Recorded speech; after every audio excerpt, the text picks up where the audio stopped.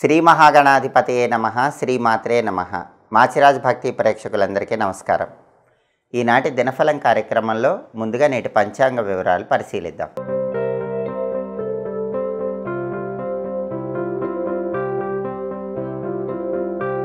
October 5 ఆదివారం దినఫలాన్ని పరిశీలిస్తే త్రయోదశి తిథి మధ్యాహ్నం 2:59 వరకు ఉంది. ఆ తర్వాత చతుర్దశి తిథి వచ్చింది. శతభిష నక్షత్రం ఉదయం 7:59 వరకు ఉంది. ఆ తర్వాత పూర్వాభాద్ర నక్షత్రం వచ్చింది. ఆదివారం శతభిష నక్షత్రంతో కలిసి వస్తే రాక్షస యోగం ఉంటుంది.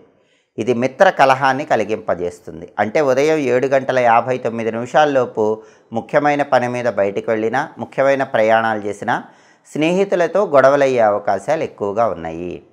అలాగే ఉదయం 7:59 తర్వాత పూర్వాభాద్ర నక్షత్రం వచ్చింది. ఆదివారం పూర్వాభాద్ర నక్షత్రంతో కలిసి వస్తే చరయోగం ఉంటుంది. ఈ చరయోగం వల్ల చెడు వార్తలు వినే అవకాశం ఎక్కువగా ఉంటుంది. ప్రయాణాల్లో కానీ పని మీద కానీ వెళ్ళినప్పుడు ఏదైనా చెడ్డ వార్తలు వినే అవకాశం ఉంది. రెండు యోగాలు వ్యతిరేకంగా ఉన్నాయి. అయినప్పటికీ పనుల్లో విజయం చేకూరాలంటే, ప్రయాణాలు విజయవంతం కావాలంటే ఒక తమలపాకు మడిచి దగ్గర పెట్టుకొని పని మీద వెళ్ళండి. మీరు తిరిగి వచ్చాక తమలపాకు చెట్టు మొదట్లో వేయండి, లేదా తమలపాకు నోట్లో వేసుకొని నవ్వులుతూ వెళ్ళండి.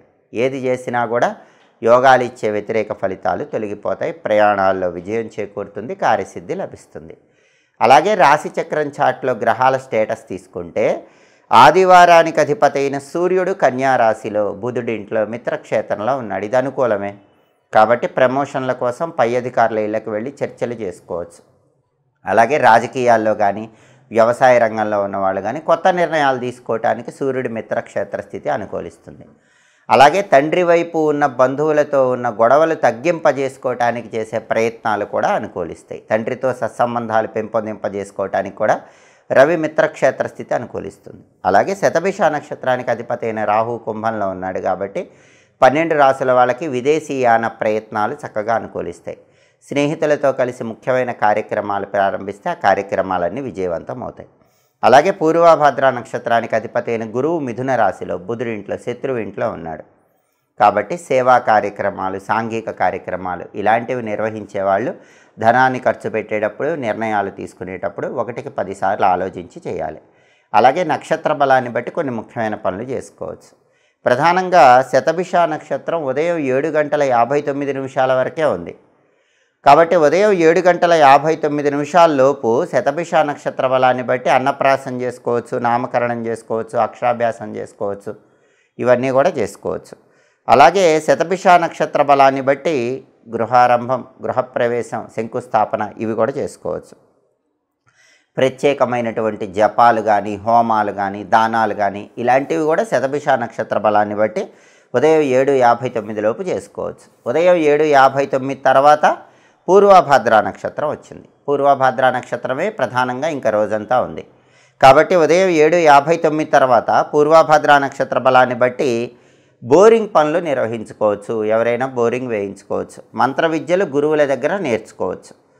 అలాగే గ్రహదోష నివారణ కోసం మొక్కలు నాటచ్చు. మొక్కలు నాటడానికి కూడా ఈ నక్షత్రం మంచిది.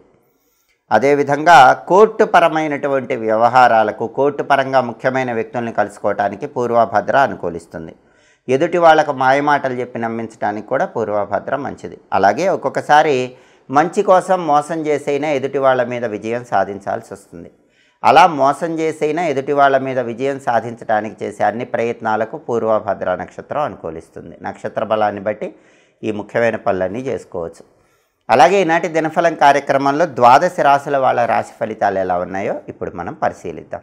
ముందుగా మేషరాశి. మేషరాశి వాళ్ళకి ఈరోజు ప్రధానంగా ఉద్యోగపరంగా ప్రమోషన్ల కోసం చేసే ప్రయత్నాలు, అధికారులను కలుసుకొని ప్రమోషన్ గురించి చేసే మాటలు ఇవన్నీ కూడా విశేషంగా సహకరిస్తాయి.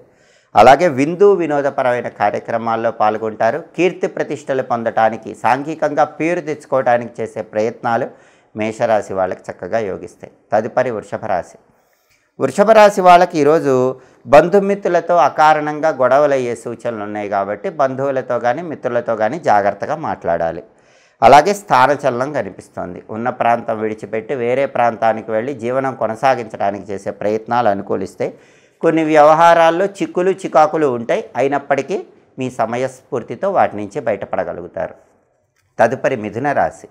మిథున రాశి వాళ్ళకి ఈరోజు ధనహాని కనిపిస్తోంది. కాబట్టి డబ్బు ఖర్చు పెట్టేటప్పుడు కొంచెం జాగ్రత్తగా ఉండాలి. అలాగే వాహన ప్రమాదాలు ఉన్నాయి కాబట్టి ప్రయాణాల్లో కొంచెం భద్రత పట్ల ప్రత్యేకమైన శ్రద్ధ తీసుకోవాలి. ప్రయాణాల్లో జాగ్రత్తలు పాటించాలి. అలాగే కుటుంబపరమైన కొన్ని సమస్యలు అనేవి మిథున రాశి వాళ్ళని వెంటాడుతూ ఉంటే అయినప్పటికీ వాటికి చక్కటి పరిష్కార మార్గాలు కనుక్కోగలుగుతారు. తదుపరి కర్కాటక రాశి.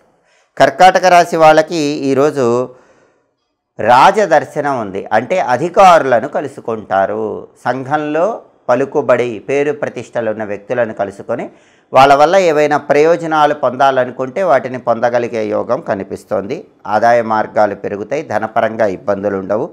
కుటుంబ పరంగా కూడా సానుకూల పరిస్థితులు కర్కాటక రాశి వాళ్ళకి కనిపిస్తున్నాయి. తదుపరి సింహరాశి. సింహరాశి వాళ్ళకి ఈరోజు స్త్రీ మూలక సమస్యలు ఉన్నాయి. సింహరాశి పురుషులకైనా స్త్రీలకైనా వేరే స్త్రీల వల్ల కొన్ని సమస్యలు ఎదుర్కొంటారు. కాబట్టి స్త్రీలతో మాట్లాడేటప్పుడు వ్యవహరించేటప్పుడు కొంచెం జాగ్రత్తగా ఉండాలి. అలాగే వృధా వాదోపవాదాలు కనిపిస్తున్నాయి. అంటే అనవసరంగా ఎదుటి వాళ్ళతో తగాదాలకు పోవటము, వాదనలకు దిగటము, దానివల్ల సమయాన్ని వృధా చేసుకునే అవకాశం సింహరాశి వాళ్ళకి కనిపిస్తోంది. ఈ విషయంలో సమయాన్ని వృధా చేసుకోకుండా జాగ్రత్తగా ఉండండి. తదుపరి కన్యారాశి.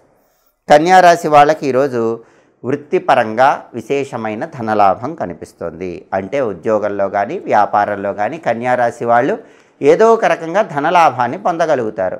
వాళ్ళ వృత్తిపరంగా అత్యున్నత స్థాయికి చేరటానికి చేసే ప్రయత్నాలు కన్యారాశి వాళ్ళకి అనుకూలిస్తాయి. తదుపరి తులారాశి. తులారాశి వాళ్ళకి ఈరోజు మానసికంగా కొంత భయం ఉన్నప్పటికీ దాని నుంచి బయటపడగలుగుతారు. మనసుకి క్లేశము, బాధ కలుగుతుంది. దాన్ని తట్టుకొని నిలబడే ప్రయత్నం చేస్తూ ఉంటారు. కొన్ని వ్యవహారాల్లో సమయాన్ని వృధా చేస్తూ ఉంటారు. సాధ్యమైనంత వరకు సమయాన్ని వృధా చేయకుండా ముందడుగు వేయాలి. తదుపరి వృశ్చిక రాశి. వృశ్చిక రాశి వాళ్ళకి ఈరోజు ఆదాయ మార్గాలు పెరుగుతాయి. అలాగే కార్యసిద్ధి ఏర్పడుతుంది. మానసికంగా ఉల్లాసంగా ఉత్సాహంగా కాలాన్ని గడపగలుగుతూ ఉంటారు. తదుపరి ధనుస్సు రాశి. ధనుస్సు రాశి వాళ్ళకి ఈరోజు ధార్మిక చింతన పెరుగుతుంది. అలాగే ధన ఆదాయ మార్గాలు పెరుగుతాయి. కొంతమంది వ్యక్తులు మిమ్మల్ని ప్రశంసించటం వల్ల ధనుస్సు రాశి వాళ్ళు మానసికంగా ఆనందాన్ని పొందుతూ ఉంటారు. తదుపరి మకర రాశి. మకర రాశి వాళ్ళకి ఈరోజు మానసిక ప్రశాంతత కలుగుతుంది. అశాంతి తొలగిపోతుంది. అలాగే వృత్తిపరంగా లాభం ఉంటుంది. ఉద్యోగమైన వ్యాపారమైన మంచి లాభం పొందే యోగం మకర రాశి వాళ్ళకు ఉంది. తదుపరి కుంభరాశి. కుంభరాశి వాళ్ళకి ఈరోజు చెడ్డ కార్యాల పట్ల ఆసక్తి పెరుగుతుంది. చెడు ఆలోచనలు ఎక్కువగా ప్రభావితం అవుతూ ఉంటాయి. వాటి నుంచి బయటపడే ప్రయత్నం చేయటం మంచిది. అలాగే భాగస్వామ్య వ్యాపారాలు చేసే కుంభరాశి వాళ్ళకి భాగస్వాములతో గొడవలయ్యే అవకాశం ఉంది. కాబట్టి పార్ట్నర్షిప్ బిజినెస్లు చేసే కుంభరాశి వాళ్ళు మీ పార్ట్నర్తో గొడవలు రాకుండా జాగ్రత్తగా మాట్లాడుకునే ప్రయత్నం చేయాలి. తదుపరి మీనరాశి. మీనరాశి వాళ్ళకి ఈరోజు ధనహాని కనిపిస్తుంది. కాబట్టి డబ్బులు ఖర్చు పెట్టేటప్పుడు కొంచెం జాగ్రత్తగా ఖర్చు చేసుకోండి. గురుభక్తి ఉంటుంది. గురువులను పూజించుకుంటారు. విజయం మాత్రం ప్రతి పనిలో చేకూరుతుంది. ఏ కొత్త పని ప్రారంభించినా అందులో విజయాన్ని అందిపుచ్చుకోగలుగుతారు. ఇష్టకార్య సిద్ధి లభిస్తుంది. 12 రాశుల వాళ్ళు అనుకున్న పనులు అనుకున్నట్లు దిగ్విజయంగా పూర్తి కావాలంటే, వృత్తి ఉద్యోగ వ్యాపార రంగాల్లో రాణించాలంటే ఆదివారం కాబట్టి ఓం నమో భగవతే శ్రీ సూర్యాయ నమః అనే మంత్రం 21 సార్లు లేదా 11 సార్లు చదువుకొని వెళ్ళండి. ఓం నమో భగవతే శ్రీ సూర్యాయ నమః. ఈ మంత్ర జపం వల్ల వృత్తిపరంగా పురోభివృద్ధి ఉంటుంది. కార్యసిద్ధి లభిస్తుంది. అలాగే ఆదివారం కాబట్టి ఉదయం 6 నుంచి 7 మధ్యలో, మధ్యాహ్నం 1 నుంచి 2 మధ్యలో, రాత్రి 8 నుంచి 9 మధ్యలో రవిహోరం ఉంటుంది. రవిహోరం ఉన్న సమయంలో ముఖ్యమైన డాక్యుమెంటేషన్లు చేసుకోవచ్చు. కొత్త ఉద్యోగాల కోసం అప్లికేషన్లు పెట్టుకోవచ్చు. కొత్తగా ఉద్యోగంలో చేరటానికి ప్రయత్నం చేయొచ్చు. లాయర్లను కలుసుకోవచ్చు. వైద్యులను కలుసుకుంటే చాలా మంచిది. వైద్యుల సలహాలు తీసుకోవటానికి రవిహోరం మంచిది. అలాగే సాహసోపేతమైనటువంటి పనులు చేయటానికి రవిహోరం మంచిది. అధికారులను కలుసుకొని కీలకమైన చర్చలు చేయటానికి, బాస్తో ముఖ్యమైన విషయాలు చర్చించడానికి కూడా రవిహోర అనుకూలిస్తుంది. హోరాకాలాన్ని బట్టి పనులు చేసుకుంటే సమస్త శుభాలు చేకూరుతాయి. ఇవి ఈనాటి దినఫలం కార్యక్రమంలో ముఖ్యమైన అంశాలు. మళ్ళీ తదుపరి దినఫలం కార్యక్రమంలో తిరిగి కలుసుకుందాం. ప్రతిరోజు 12 రాశుల వాళ్ళు రాశి ఫలితాలు తెలుసుకోవాలనుకుంటున్నారా? అలాగే హోరాకాలాన్ని బట్టి ఏ పనులు చేయాలో తెలుసుకోవాలనుకుంటున్నారా? ద్వాదశ రాశుల వాళ్ళు జపించాల్సిన మంత్రం గురించి తెలుసుకోవాలనుకుంటున్నారా? అలాగే రోజువారీ దినఫలాన్ని బట్టి యోగం ఎలా ఉందో, దాని పరంగా ఎలాంటి విధి విధానాలు పాటించాలో, నక్షత్రాన్ని బట్టి ఏం చేయాలో తెలుసుకోవాలనుకుంటున్నారా? అయితే మాచిరాజు భక్తి ఛానల్ తప్పకుండా చూడండి. మా వీడియోస్ మీకు నచ్చినట్లయితే మా ఛానల్ లైక్ చేయండి, కామెంట్ చేయండి. మా ఛానల్ వీడియోస్ 10 మంది మిత్రులకు షేర్ చేయండి. మా ఛానల్ సబ్స్క్రైబ్ చేసుకోండి. పక్కనున్న బెల్ సింబల్ నొక్కటం మాత్రం మర్చిపోకండి. సర్వే జనాః సుఖినో భవంతు. స్వస్తి.